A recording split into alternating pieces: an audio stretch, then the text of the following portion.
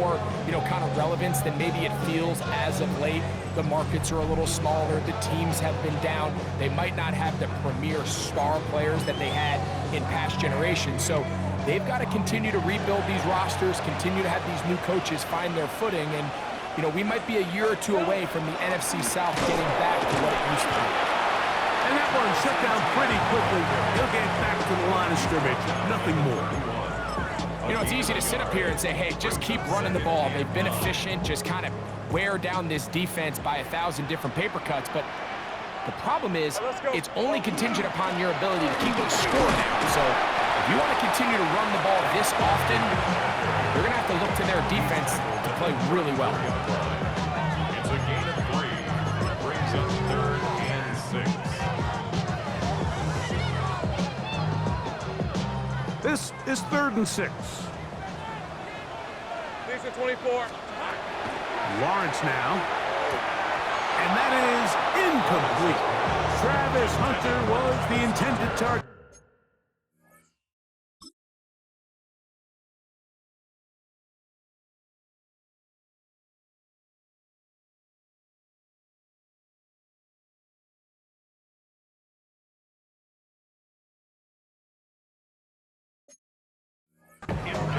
And now it's 4th down. So the hope is your 1/3 down conversion from really jump-starting a possession that ultimately leads in points. But after that 3rd down incompletion, kind of throws a wrench into those plans. Rip, 23. Lawrence throwing on 4th down. This is caught. He's got a long way to go. And he's going to have the 1st down. So taking a chance there, playing with the lead, but it works out for them. Well, you can see the entire sideline and, frankly, the entire fan base kind of holding their breath. That decision on your own side of midfield to go for it on 4th down, had they not gotten it, it's a tough position to put your defense in, but that's a conversation for another day. The offense is going to stay on the field after the conversion, and now they got to see, can they take advantage of that aggressive play call and finish this drive with points? 2nd and 10. Hey, easy. Ralph. To throw is Lawrence. Outside, complete to Thomas. And they're going to work this down inside the 45. First catch for him on this new season, and it results in a 1st down. 1st and 10 at the 42-yard line. And that's a nice grab for his first catch of the game, Mike. And he's someone that the play caller has told us he wants to get him early touches, get him a feel for the game. Nice job there making that happen. Set to go now on 1st and 10. Hey, go. On the ground, here's Etienne. Strong running there. He brings this down inside the 25. A gain there of 20. 1st down, Jacksonville. Big hole up the middle. The interior of this offensive line did a great job clearing some space. The back saw it quick, and he hit it. And next thing you know, he was in the secondary for a big pickup.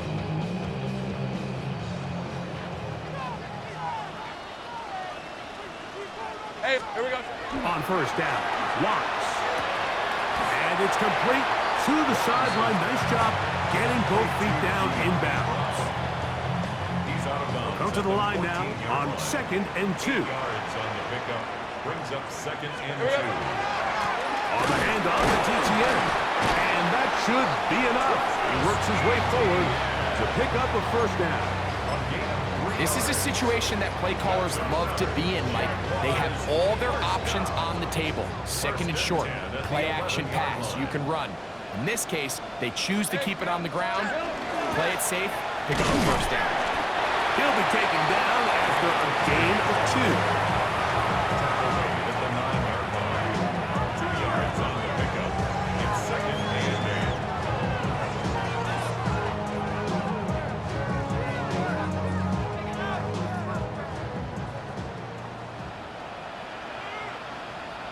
8.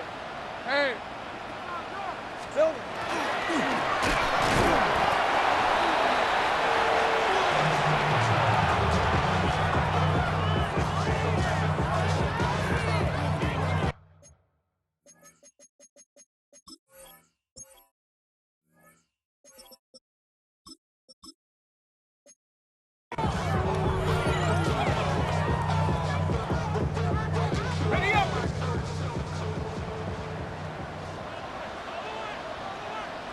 right, let's go.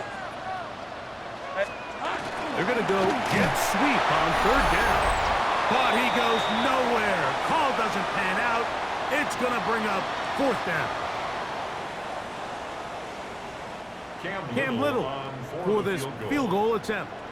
This about as short as you can get. He is 2 for 2. That kick is good. And the Jaguars going to tag on 3 more, extending the lead here late in the first half.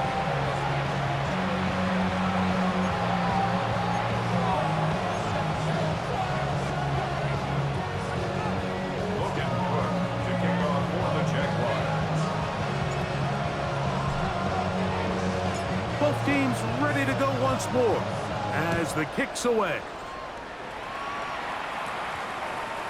And they'll opt not to return this, but since the ball did hit in that landing zone, the ball only comes out to the 20-yard line.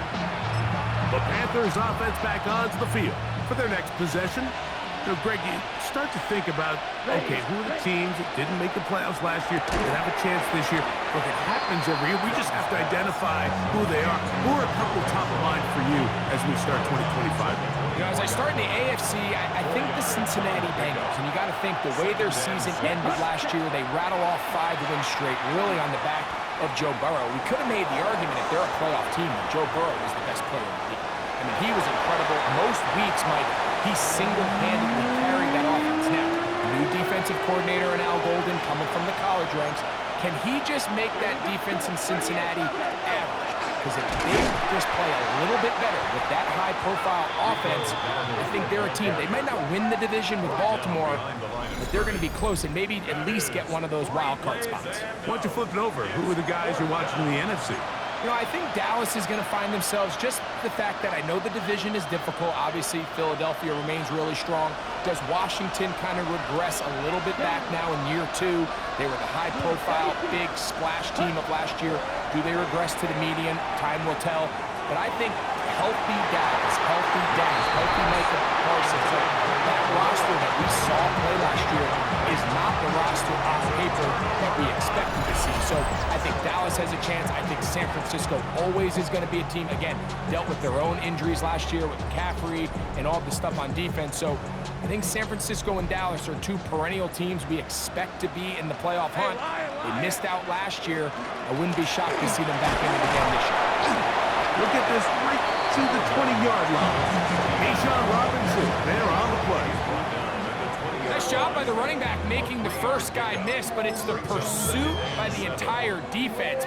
Even though he doesn't get him down on his first try, the rest of his guys are all rallying to the ball, and they bring him down for a short gain. And he nearly got free. But as it is, gain of 6. It sets up third down. That's a gain of 6. Brings up Let's go. 3rd and 1. Now Lawrence. That is caught. And the Jags going to be set up with first and goal as play moves them down to the 1. Really nice job there, Mike. All they're trying to do is just clear some space for the tight end and then let him go to work in the middle of the field. Now they're set up nicely inside the red zone. From the 1-yard line, first down and goal. Hey, run! Son. Here comes the jet sweep. And he will dive into the end zone. Ryan Thomas. Touchdown, Jaguars. You hear coaches, you hear commentators, everybody talks about that middle 4, Mike, the final 2 minutes of the second quarter and the first 2 minutes of the third quarter. Here they are now. They go down and they steal a late touchdown to end the half. Remember, they're going to get the ball first coming out of the break. Little on now for the extra point.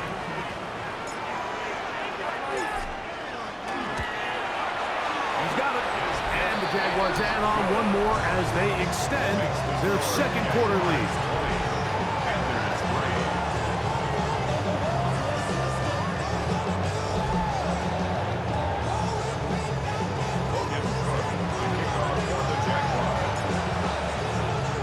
Very little time remaining in this first half as this kick is away.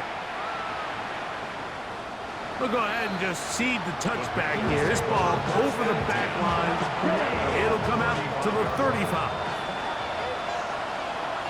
Let's go. On first down is Young. That's going to be incomplete. Coverage very stout. That's going to bring up second down.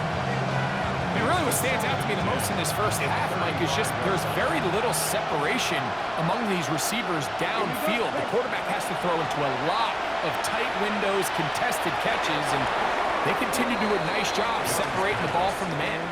Tedero McMillan was the intended receiver. And it's going to be third down. Now Young kept this down. That's Hubbard out of the backfield. And he's going to be taken down as time runs out on this first half of play. Halftime coming up. Let's go downstate.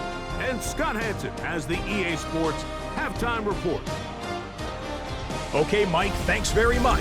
Welcome in, everyone, to the Orlando studios. Scott Hansen with you for a quick recap of the first half, which has been strongly one-sided. This is heading towards blowout territory unless they can come from behind and get themselves a victory. Let's find out what happens in the second half. Let's go back out to the commentary team, Mike Tirico and Greg Olson.